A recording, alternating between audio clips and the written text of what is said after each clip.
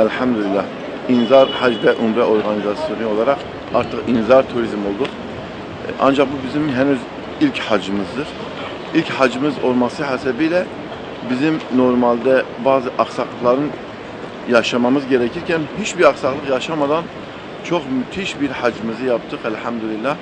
Böyle bir ekip halinde hacılarımızla birlikte yapmış olduğumuz programlarla hamdolsun dışarıdan bize katılımların yoğun olduğunu ve orada hamdolsun gelecekte İnzar Turizm'in çok büyük işler yapacağının kanaatindeyim ve Rabbimizin yeryüzündeki bütün Müslümanların temsilcileri olarak inşallah bizler Müslümanların duygu ve düşüncelerinin tercümanlığını yaptık. Elhamdülillah biz ona inanıyoruz.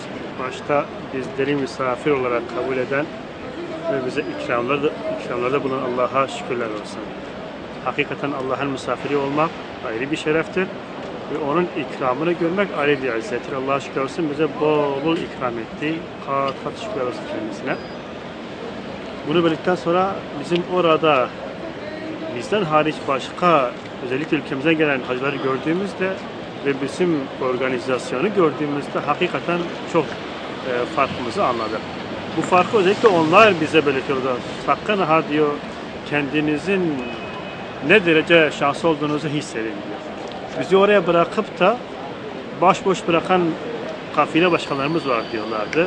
Veya en iyisi yapan bizi Kabe'ye bırakıyor ve o şekilde artık böyle yapılır deyip bizi bırakıyorlar. Ama elhamdülillah bizim tavafımızla, sayımızla, ondan sonra sohbetlerimizle, ziyaretlerimizle, Allah'a şükürler olsun türlü organizasyonlarla haccımızı çok güzel bir şekilde geçirdik. Allah'a şükürler olsun. Allah-u Teala tekrar bize nasip etsin ve bütün isteyenlere nasip etsin. Birincisi yani en etkilendiğim şey Allah-u Teala'nın davetine icabet etmek. En beni etkileyen durum budur. Allah'a çok şükür Allah-u Teala yani bizi davet etti. Biz de davetine icabet ettik. Allah-u Teala bizden kabul etsin icabetimizi. Teşekkür ederim. Başta evet biz hep duyuyorduk. Hep o arzu içerisindeydik. Kabe'ye ulaştığınızda ilk yapacağınız duayı Allah Teala kabul eder. Buradaki özellikle sırrı ve güzel duayı öğreten Ebu Hanife, İmam Ebu Hanife'ye Allah razı olsun. Orada Abdurrahman Hocam'ın vasıtasıyla bunu öğrendik.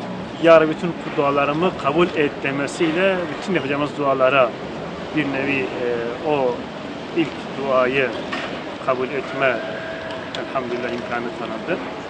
Hakikaten Kabe deyince zaten başta gönlümüzdeki yeri farklıdır ama gördükten sonra hani Allah Resulü sallallahu aleyhi ve sellem buyurduğu 3 şeye baktığınızda Allah size sevap yazar, hayırdır diye.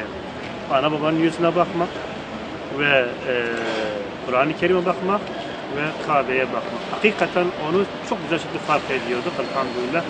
Duygumuzu Rabbimizin evinde olduğumuzu hissediyorduk ve her gördüğümüzde Allah'ın cennetteki cemali bize gösterdiğini hissediyorduk ve hakikaten bütün nimetlerin üstünde bir zevk alıyorduk.